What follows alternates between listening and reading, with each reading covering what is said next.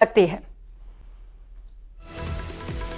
तो आज बीजेपी की दूसरी लिस्ट जारी हो सकती है। बड़ी खबर इस वक्त ये आपको बता रहे हैं, लोकसभा चुनाव से जुड़ी सूत्रों के हवाले से यह बड़ी खबर। महासंग्राम 2024 को लेकर लगातार बीजेपी की ओर से तैयारियां की जा रही हैं और बैठकों का दौर भी लगातार जारी। आपको बताते चले कि राजस्थान में अभी 10 सीटों का ऐलान नहीं हुआ है बीजेपी की ओर से, और सूत्रों के हवाले से खबर यह है कि जो बची हुई 10 सीटें हैं उन्हें लेकर भी दूसरी लिस्ट में ऐलान किया जा सकता है।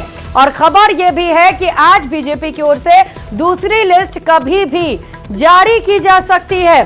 दूसरे लिस्ट पर उम्मीदवारों के नामों को लेकर लगातार मंथन किया जा रहा है। किन किन उम्मीदवारों को चुनावी मैदान में उतारा जाए, इसे लेकर चर्चा लगातार जारी है। तो राजस्थान की बची हुई सीटों पर भी जल्द ही ऐलान संभव बताया जा रहा है। सूत्रों के हवाले से यह बड़ी खबर है।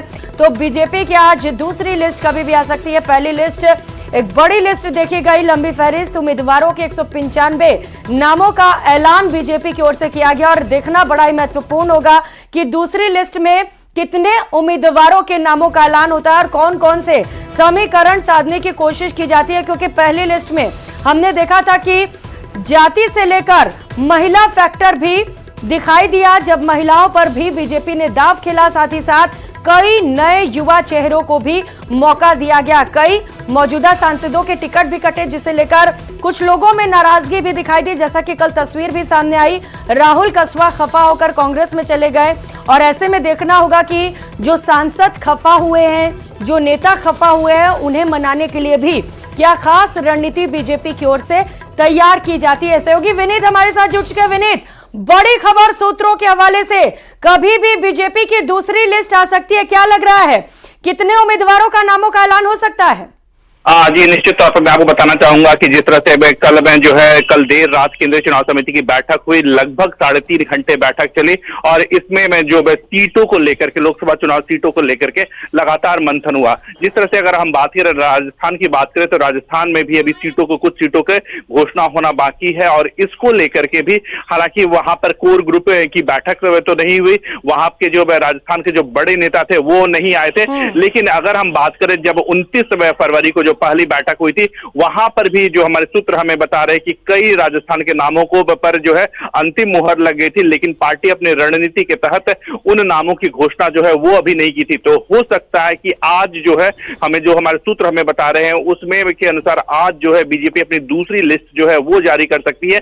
उसमें राजस्थान के भी कुछ नामों की चर्चा जो है या घोषणा जो है वो की जा सकती है। इसके साथ ही साथ अगर हम बात करें तो जिन राज्यों का फोकस रहेगा उसकी अगर हम बात करें, महाराष्ट्र पर जो है महाराष्ट्र की सीटें जो है वो आज बीजेपी जारी कर सकती है। इसके साथ ही साथ मध्य प्रदेश के जो 5 बचे हुए सीट थे उस पर भी बीजेपी अपने नामों उम्मीदवारों के नामों की घोषणा कर सकती है। इसके साथ ही साथ अगर हम बिहार की बात करें तो बिहार के उम्मीदवारों के नामों की जो घोषणा है उस पर थोड़ा सा होल्ड हो सकता है, क्योंकि जब हमारी पार्टी के आला नेताओं से बात हो रही थी उनका साफ तौर पर कहना था कि अगर हम बिहार के फॉर्मूलों की बात करें तो पिछली बार जब 2019 में पार्टी ने अपने उम्मीदवारों के नामों की घोषणा की थी, उस वक्त जो वहां के सहयोगी दल थे उनके साथ साझा प्रेस कॉन्फ्रेंस करके सहयोगियों ने अपने उम्मीदवारों के नामों की घोषणा की थी। इस बार भी बिहार में यही फॉर्मूला पर पार्टी चलने की या फिर गठबंधन चलने की कोशिश जो है वो कर रही है। इसके साथ ही साथ अगर हम बात करें तो तेलंगाना और आंध्र प्रदेश में भी पार्टी अपने उम्मीदवारों की घोषणा जो है वो कर सकती है।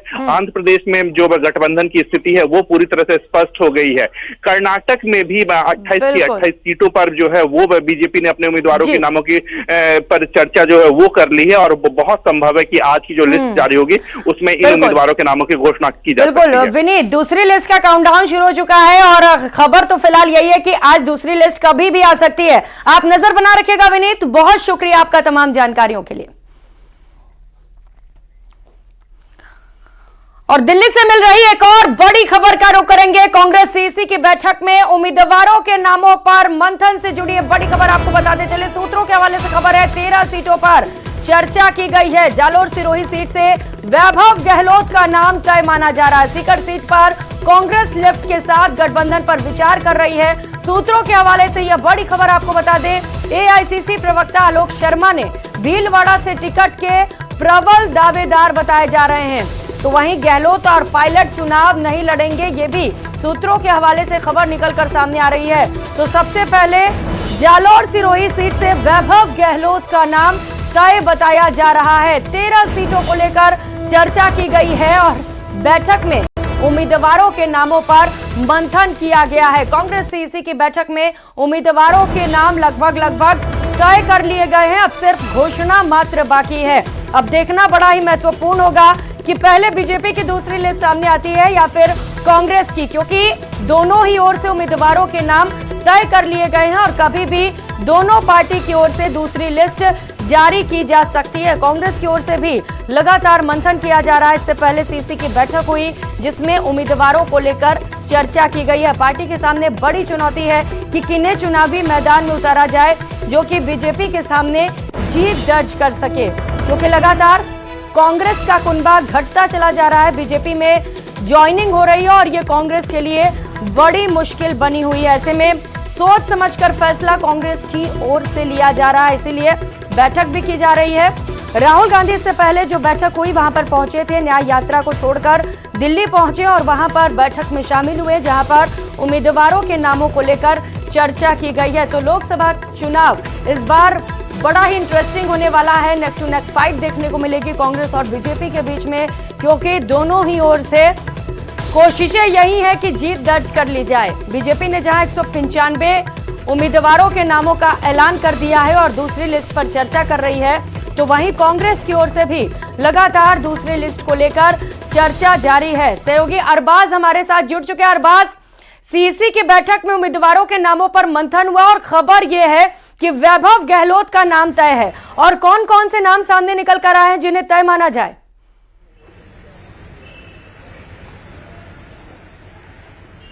जी बिल्कुल, देखिए करीब 9 नामों को लेकर के सहमति यहां पर देखने को मिली है।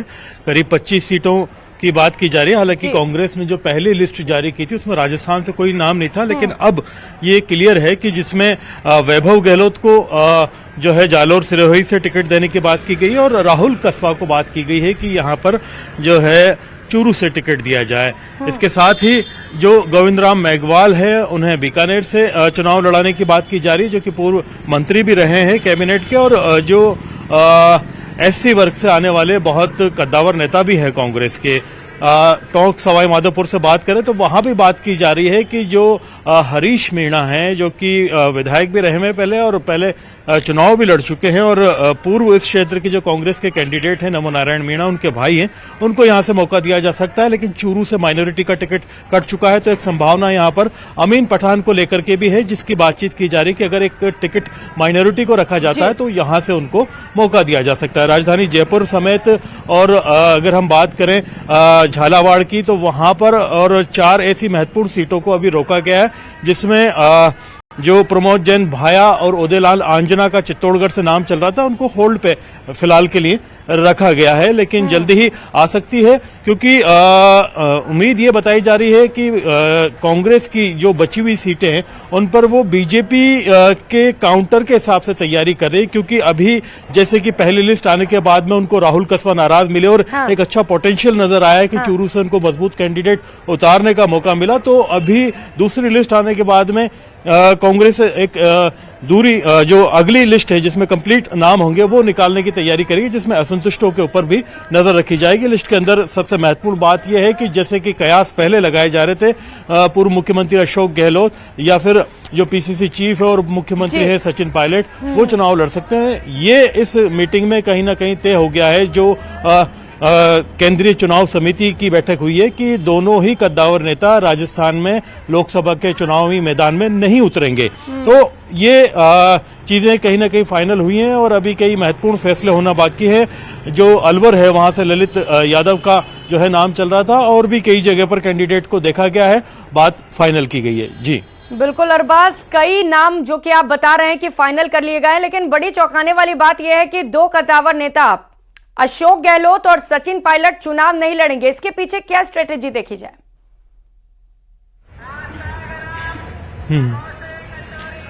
देखिए, दोनों नेता अगर चुनाव लड़ते हैं तो वो कहीं ना कहीं अपने इलाकों के अंदर बहुत ज्यादा इन्वॉल्व हो जाएंगे और दोनों की जरूरत पार्टी को पूरी 25 सीटों पर है और हो सकता है कि इनको कैंपेनर बना करके इंटर स्टेट भी जो पार्टी है दूसरी जगह पर भेजे बतौर स्टार प्रचारक। तो कैंडिडेट बनने के बाद में प्रॉब्लम यह होगी कि वो चुनाव नहीं लड़ पाएंगे। ऐसा ही फैसला जो है मध्य प्रदेश में कमलनाथ के लिए भी किया गया है दिग्विजय सिंह को लेकर के। हालांकि स्थिति स्पष्ट नहीं है, लेकिन राजस्थान में क्लियर कर दिया है कि दोनों जो स्टार कैंपेनर हैं वो सभी सीटों को संभालेंगे। इनकी जिम्मेदारी तय होगी। आसपास के राज्यों में भी ये प्रचार करेंगे, लेकिन राजस्थान में बतौर उम्मीदवार मैदान में नहीं उतरेंगे। लेकिन जो वैभव गहलोत हैं, जाहिर सी बात है वो जालोर से रोहित से उनका नाम तय हो रहा है, तो बड़ी जिम्मेदारी मुख्यमंत्री अशोक गहलोत की बन जाती है, क्योंकि उनके बेटे एक बार पहले जोधपुर से चुनाव लड़ चुके हैं और केंद्रीय मंत्री गजेंद्र सिंह शेखावत से हार भी चुके हैं। ऐसे में बड़ी जिम्मेदारी इंतजार है तो सिर्फ लिस्ट का, और देखना होगा कि किन किन उम्मीदवारों को चुनावी मैदान में उतारा जाता है कांग्रेस की ओर से। आप भी नजर बना रखिएगा। बहुत शुक्रिया आपका अरबाज तमाम जानकारियों के लिए। और देश भर में एनआईए की ओर से लगातार ताबड़तोड़ छापेमार कार्रवाई जारी है। बड़ी खबर इस वक्त की आपको बताते चले, गैंगस्टर और आतंकी गठजोड़ पर एनआईए की ओर से बड़ा एक्शन लिया गया है। 4 राज्यों में 30 से ज्यादा जगह पर छापेमार कार्रवाई की जा रही है। इन राज्यों में हरियाणा, राजस्थान, मध्य प्रदेश और चंडीगढ़ भी शामिल है, जहां पर एनआईए की ओर से रेड पड़ी है। तो राजस्थान के भी कई ऐसे ठिकाने, अलग अलग जगह जहां पर एनआईए की ओर से दबिश दी जा रही है और गैंगस्टर और आतंकी गठजोड़ मामले को लेकर जांच पड़ताल की जा रही है। तो देश भर में 30 से ज्यादा ऐसे जगह हैं जहां पर इस वक्त इन्वेस्टिगेशन एजेंसी पहुंची हुई है और वहां पर जांच की जा रही है। तस्वीरें भी आपको दिखा रहे हैं। अलग अलग जगह देश भर में एनआईए की टीम की ओर से बड़ा एक्शन लिया गया है। बड़ी संख्या में एनआईए की टीम अलग अलग जगहों पर पहुंची हुई है। सिर्फ एक राज्य नहीं, कई अलग अलग राज्य हैं, जिनमें हरियाणा से लेकर राजस्थान और साथ ही साथ मध्य प्रदेश और चंडीगढ़ भी शामिल है। सहयोगी शंकर हमारे साथ जुड़ चुके हैं। शंकर, बड़ी कार्रवाई एनआईए की ओर से, कौन कौन से वो जगह जहां पर एनआईए की टीम मौजूद है? निश्चित तौर पर देखिए, केंद्रीय जांच एजेंसी एनआईए के द्वारा जिस तरह से आज सर्च ऑपरेशन को अंजाम दिया जा रहा है, 4 राज्यों के 30 लोकेशन पर आज इस वक्त में सर्च ऑपरेशन की कार्रवाई को अंजाम दिया जा रहा है। और ये देखने को मिला था पिछले कुछ दिनों के दौरान में कि जिस तरह से कुछ ऐसे आतंकी संगठनों का जिस तरह से कई गैंगस्टर्स के साथ में संपर्क निकल के सामने आया था, तो इसी मामले में कुछ नए एफआईआर जो है वो रजिस्टर्ड किए गए थे और उसी एफआईआर के आधार पर आज ये सर्च ऑपरेशन को अंजाम दिया जा रहा है। तो एक तरह से कह सकते हैं कि इसमें ये पाया गया था कि कई ऐसे आतंकी संगठन जो हैं वो छोटे छोटे गैंगस्टर को हायर करते हैं और छोटे गैंगस्टर को हायर करने के बाद वो अपने तरीके से किसी की हत्या करने, किसी से अवैध तौर पर वसूली करने के लिए या जान से मारने की धमकी देने के लिए उस तमाम आरोपियों को यूज किया जाता है। और गैंगस्टर को भी इस मामले की जानकारी नहीं होती है कि वो किसी आतंकी संगठन के लिए काम कर रहा है। तो कई बार ऐसे मामले भी देखने को मिले हैं। लिहाजा इन तमाम मामलों की गंभीरता को देखते हुए आज जिस तरह से जो सर्च ऑपरेशन की जो कार्रवाई की जा रही है, तो इस तमाम लोकेशन के बाद आज जो तमाम सबूतों को खंगाला जाएगा, तमाम दस्तावेजों को यहाँ पर जब्त किया जाएगा और गैंगस्टर का जो संबंध है जिस तरह से निकल के कई राज्यों की अगर बात करें, जिसमें मध्य प्रदेश की बात करें, राजस्थान की बात करें, हरियाणा की बात करें या राजधानी दिल्ली की बात करें, तो यहाँ पर किस तरह से उससे जुड़ा हुआ बिल्कुल शंकर, कई ऐसे जगह जहां पर रेड की कार्रवाई को अंजाम दिया जा रहा है और निश्चित तौर पर इस तरीके की कार्रवाई जरूरी हो जाती है क्योंकि मामले भी बेहद गंभीर होते हैं। अब देखना है कि क्या कुछ कार्रवाई में खुलासे होते हैं। बहुत शुक्रिया आपका शंकर तमाम जानकारियों के लिए। और जयपुर से मिल रही इस वक्त की बड़ी खबर का रुख करेंगे। दिल्ली और राजस्थान की ईडी की टीमें अजमेर पहुंच चुकी हैं। पेपर लीक माफिया पर ईडी की अब तक की सबसे बड़ी और सबसे सख्त कार्रवाई दिखाई दे रही है। पेपर लीक सरगनाओं की संपत्तियों पर ईडी की ओर से कब्जा किया जा रहा है। आज ईडी की ओर से अनिल मीणा की संपत्तियों पर भी कब्जा किया जा रहा है। अजमेर के भूनाबई में विनायक विहार की संपत्तियों पर भी कब्जा हो रहा है। माफिया अनिल मीणा ने ब्लैक मनी कर बेशकीमती संपत्तियां खरीदी हैं और आज ईडी की ओर से यह बड़ी कार्रवाई की जा रही है और इन अवैध संपत्तियों को सीज किया जा रहा है, जब्त किया जा रहा है। तस्वीरें सबसे पहले न्यूज 18 राजस्थान पर इस वक्त आप देख पा रहे हैं, जहां पर इन्फोर्समेंट डिपार्टमेंट की ओर से बड़ी कार्रवाई की जा रही है। बेरोजगारों को पेपर बेचकर करोड़ों रुपए का काला धन कमाकर ये संपत्तियां खरीदी गई, जिन्हें अब जब्त किया जा रहा है। कुल 8 से लेकर 10 लाख रुपए में आरोपी अनिल उर्फ शेर सिंह मीणा ने पेपर बेचा था। अनिल मीणा उर्फ शेर सिंह मीणा गिरोह का मुख्य सरगना है, जिसके खिलाफ ये बड़ी कार्रवाई की जा रही है। वाइस प्रिंसिपल के पद पर अनिल मीणा पदस्थापित था और prevention of money laundering act में संपत्तियों पर कब्जा किया जा रहा है। दिल्ली और राजस्थान की टीमें लगातार अजमेर पहुंचकर बड़ी कार्रवाई को अंजाम दे रही हैं। एजुकेटिंग अथॉरिटी से मंजूरी के बाद जब्ती की कार्रवाई की जा रही है, जिसकी तस्वीरें सबसे पहले न्यूज 18 राजस्थान पर आप देख पा रहे हैं, जहां पर ईडी की ओर से लगातार जब्ती की कार्रवाई को अंजाम दिया जा रहा है।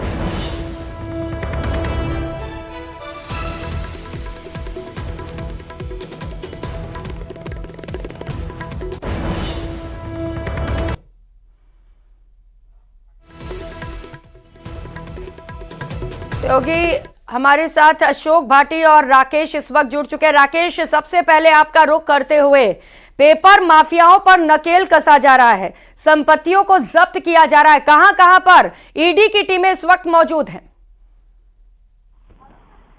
इस वक्त ये सबसे बड़ी खबर है कि जो मनी लॉन्ड्रिंग एक्ट जो है वो प्रूव हो गया है, यानी अब तक पेपर नकल माफिया गिरोह के खिलाफ ऐसे सबूत नहीं थे जिसमें prevention of money laundering act के तहत कार्रवाई की जाए, क्योंकि इन्होंने ब्लैक मनी कमाई है और इस ब्लैक मनी को अलग अलग सोर्सेस से जो है निवेश किया है। अब ये जो निवेश किया गया है, ये जो संपत्तियां खरीदी गई हैं वो पेपर लीक गिरोह के माफियाओं के द्वारा, इसको अब भारत सरकार ने अपने कब्जे में लेना शुरू कर दिया है।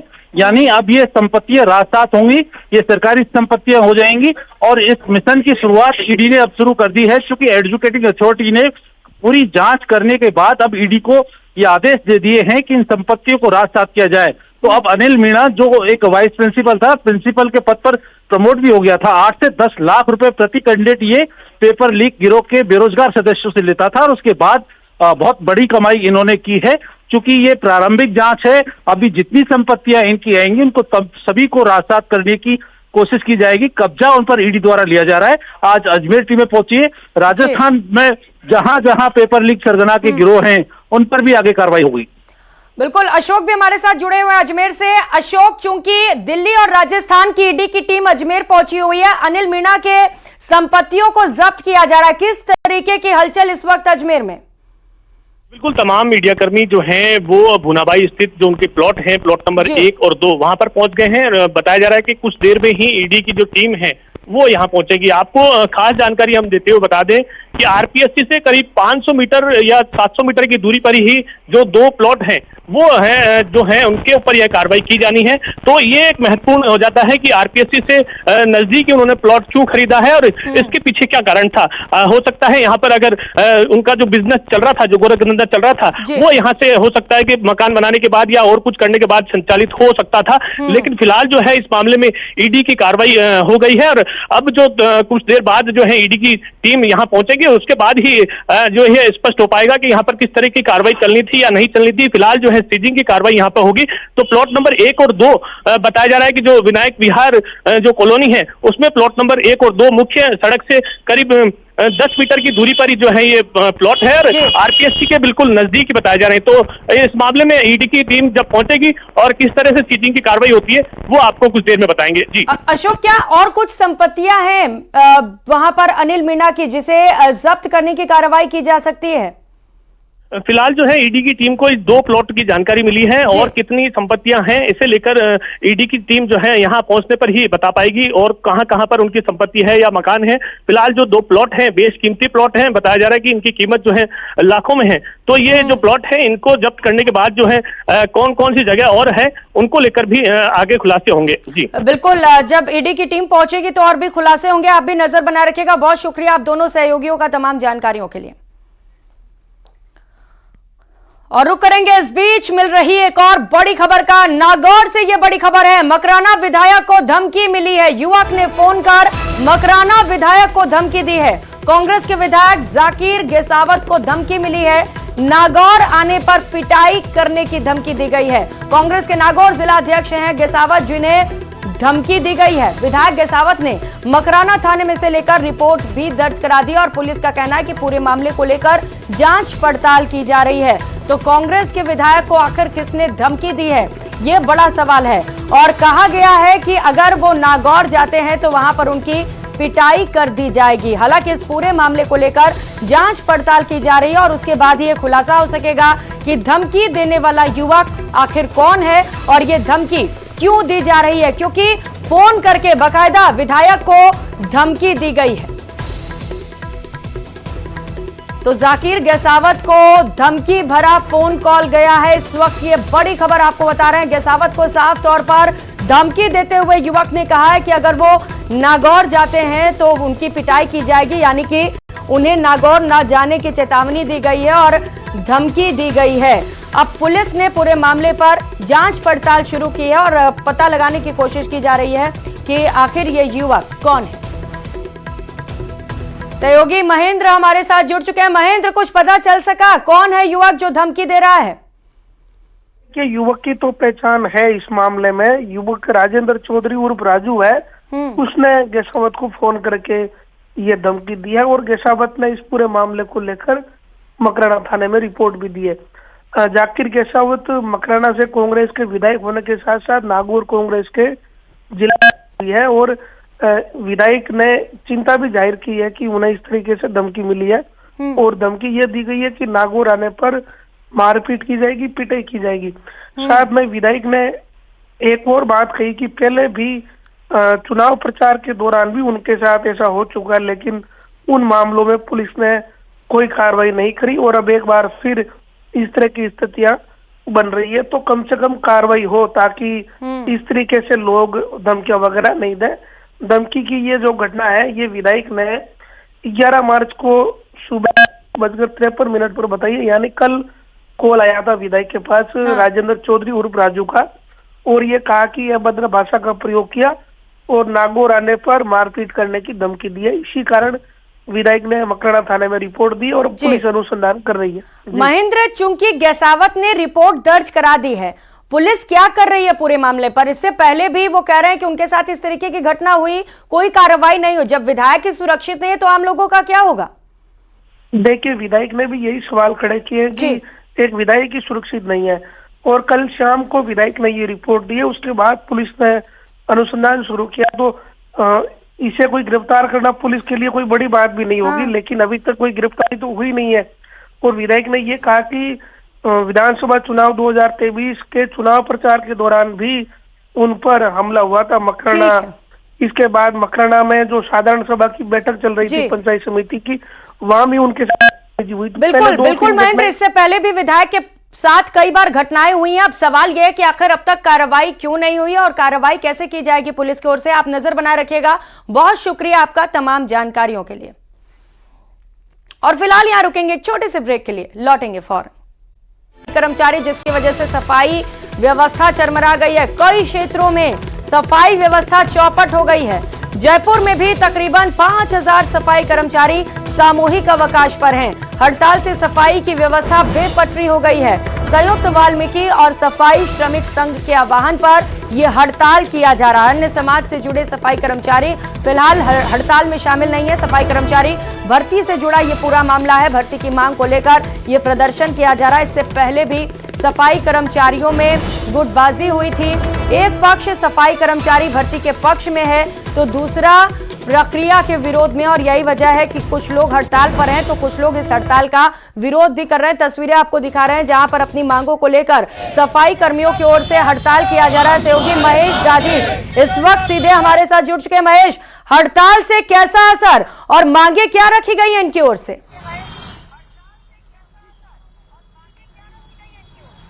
देखिए, प्रदेश भर में सफाई कर्मचारियों ने अपनी हड़ताल कर दी है, सामूहिक अवकाश लेकर के कार्य बहिष्कार कर दिया है और इसी वजह से अब कहा जा सकता है कि जैसे जैसे जो है समय आगे बढ़ेगा उसके बाद में तकलीफें जो है शहरवासियों की, प्रदेशवासियों की बढ़ सकती है, क्योंकि गंदगी के जो ढेर हैं वो जगह जगह पर देखने को मिलेंगे।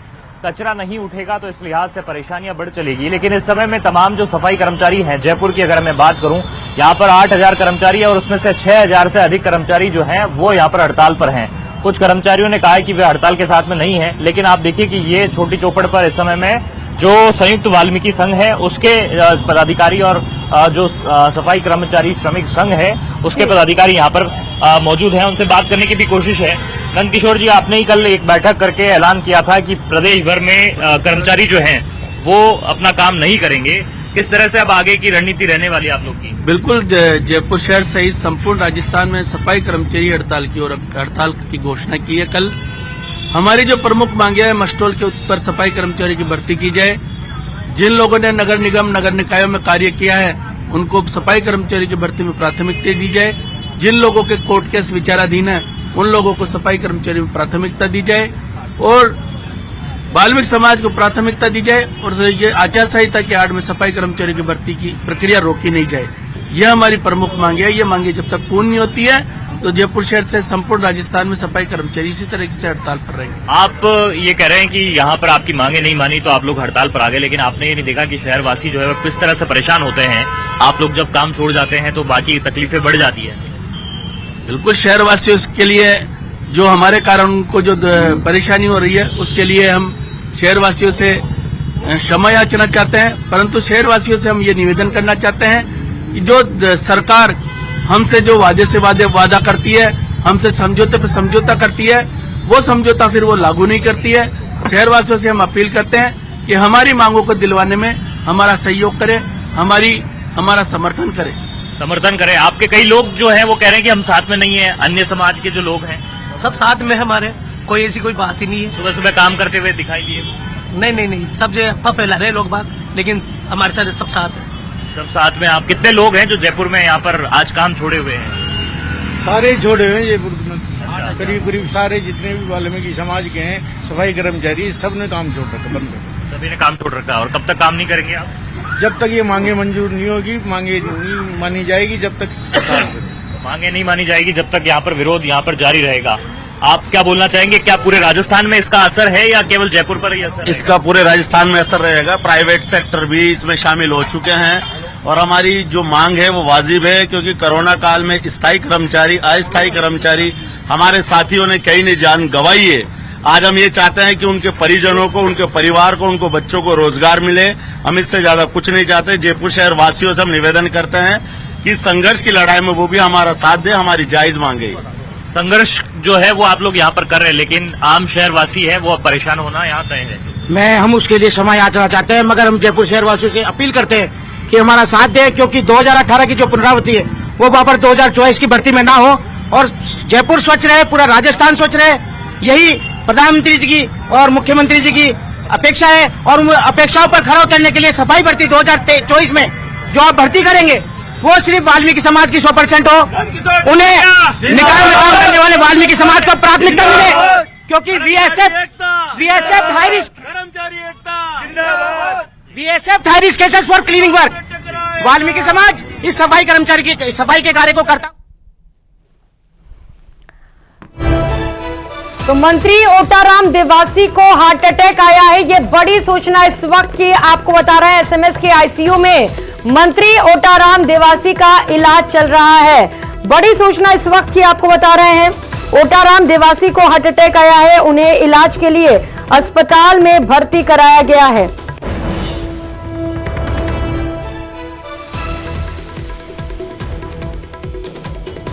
तो फिलहाल उनका इलाज जारी है। एसएमएस के आईसीयू में उनका इलाज चल रहा है।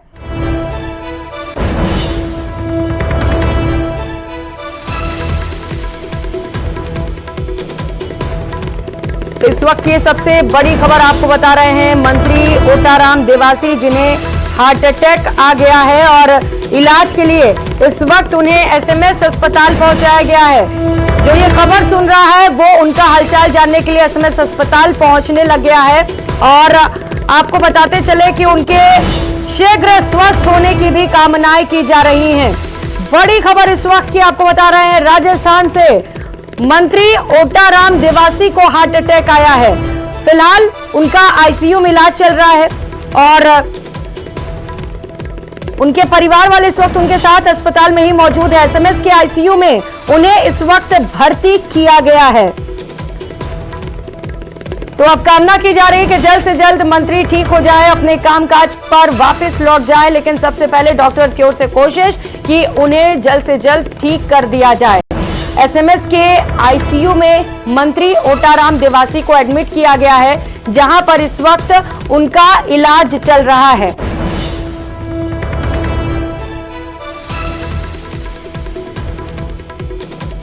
तो बड़ी खबर इस वक्त की आपको बता रहे हैं, मंत्री ओटाराम देवासी जिन्हें हार्ट अटैक आया हुआ है और इस वक्त उन्हें संभाग के सबसे बड़े अस्पताल एसएमएस अस्पताल ले जाया गया है और इस वक्त आईसीयू में उन्हें एडमिट किया गया है। आईसीयू में लगातार मंत्री का इलाज चल रहा है। सहयोगी सौरभ हमारे साथ जुड़ चुके हैं। सौरभ, बड़ी खबर सामने आ रही है, मंत्री को हार्ट अटैक आया है, कैसी है उनकी स्थिति इस वक्त?